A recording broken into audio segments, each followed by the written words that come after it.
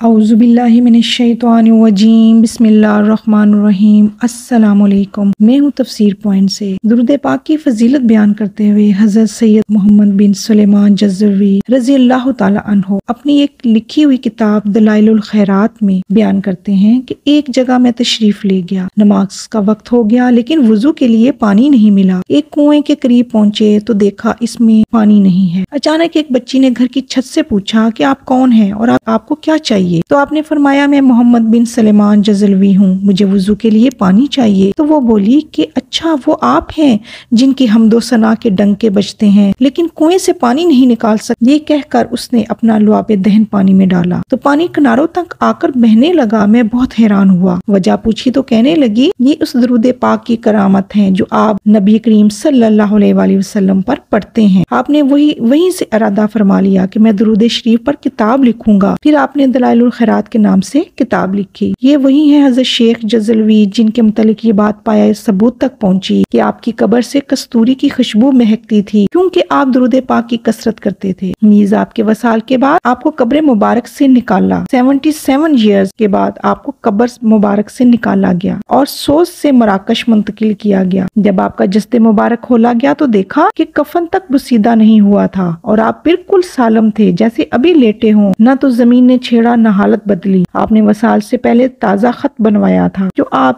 اب بھی اسی طرح موجود تھا۔ خون زندہ کی طرح رواں دواں تھا، جیسے کوئی جسم کے کسی بھی حصے پر تھوڑی دیر کے لیے انگلی رکھ کر دبا دے تو وہ جگہ سفید ہو جاتی تھی لیکن انگلی اٹھانے پر خون پھر سے رواں دواں ہوتا تھا۔ بے شک یہ ساری بہاریں درود پاک کی کرامت ہیں۔ یا اللہ ایسی حیات اور موت دے کہ دامن مصطفیٰ صلی اللہ علیہ وآلہ وسلم کا ساتھ نہ چھوٹے اور موت کے وقت آپ صلی اللہ علیہ وآلہ وسلم کی زیارت نصیب ہو، آمین یا رب العالمین۔ جی ناظرین، اب ہم سورۃ بقرہ کی آیت نمبر 99 اور 100 کا ترجمہ اور تفسیر بیان کرتے ہیں۔ وَلَقَدْ أَنزَلْنَا إِلَيْكَ آيَاتٍ بَيِّنَاتٍ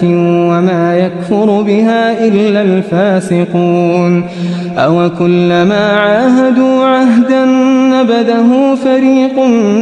مِّنْهُمْ بَلْ أَكْثَرُهُمْ لَا يُؤْمِنُونَ۔ ترجمہ، ہم نے تمہاری طرف ایسی آیات نازل کی ہیں جو صاف صاف حق کا اظہار کرنے والی ہیں اور ان کی پیروی کرنے سے صرف وہی لوگ انکار کرتے ہیں جو فاسق ہیں۔ کیا ہمیشہ ایسا ہی نہیں ہوتا رہا کہ جب انہوں نے کوئی عہد کیا تو ان میں سے ایک نہ ایک گروہ نے اسے ضروری بالائے طاق رکھ دیا، بلکہ ان میں سے اکثر ایسے ہی ہیں جو سچے دل سے ایمان نہیں لاتے۔ تفسیر، یہاں اللہ تعالیٰ نے وہ اسباب کھول کر بیان کر دیے ہیں جن کی بنا پر بنی اسرائیل اللہ تعالیٰ کی ان واضح آیات کا انکار کر رہے تھے جو خود اللہ کی جانب سے نازل ہوئی تھیں، یعنی وہ لوگ فسق و فجور میں مبتلا تھے، ان کی فطرت بگڑی ہوئی تھی کیونکہ فطرت سلیمہ کے لیے تو اس کے سوا کوئی چارہ کار ہی نہ تھا کہ وہ ان آیات پر ایمان لے آئیں۔ اگر دل میں کجی نہ ہو تو یہ آیات از خود اپنے آپ کو منواتی ہیں، اور یہودیوں نے کفر کا جو رویہ اختیار کیا ہے تو اس کا سبب یہ نہیں ہے کہ قرآن کریم کی آیات میں دلائل کی کچھ کمی ہے یا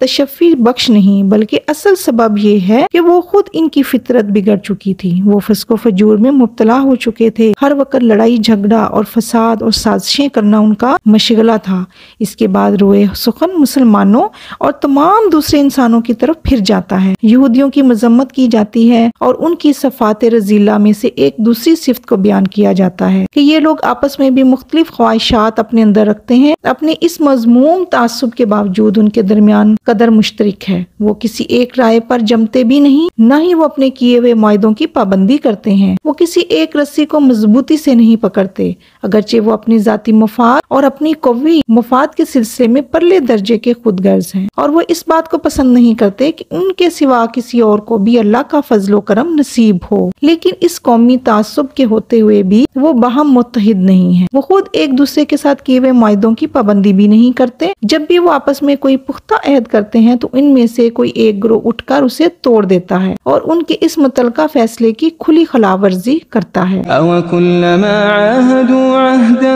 نَبَذَهُ فَرِيقٌ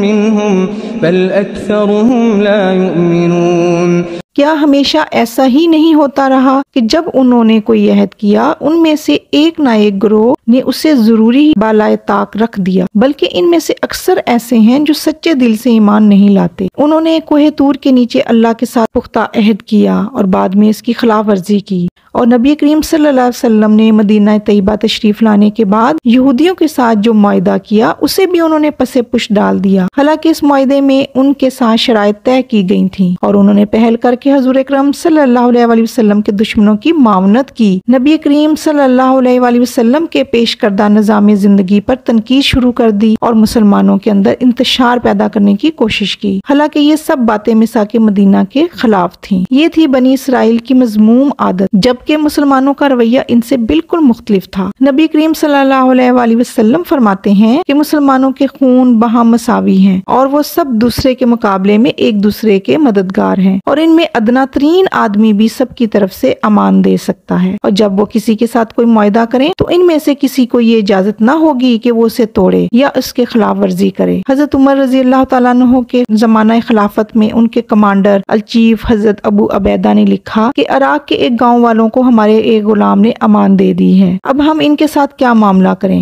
حضرت عمر رضی اللہ تعالیٰ عنہ نے جواب دیا کہ اللہ تعالیٰ نے معاہدے کی پابندی کرنے کو ایک عظیم فریضہ قرار دیا ہے، اور جب تک آپ لوگ اپنے عہد کو پورا نہ کریں گے اس وقت تک آپ کو وفادار نہیں کہا جا سکتا۔ چنانچہ انہوں نے عہد پر عمل کرتے ہوئے اس شہر کے باشندوں کو اپنے حال پر چھوڑ دیا۔ یہ ہے صفت ایک شریف، راست باز اور اصول پرست جماعت کی۔ اس سے یہ بات اچھی طرح معلوم ہو جاتی ہے کہ بدکردار یہودیوں کے اخلاق اور راست باز مسلمانوں کے اخلاق کے درمیان کیا فرق ہے۔ جی ناظرین، یہاں پر آیت نمبر 99 اور 100 کی تفسیر مکمل ہوئی۔ اللہ تعالیٰ سے دعا ہے کہ اللہ تعالیٰ ہمیں قرآن پاک کو پڑھنے، سمجھنے اور اس پر عمل کرنے کی توفیق عطا فرمائے۔ آمین ثم آمین۔ اجازت دیجیے، اللہ حافظ۔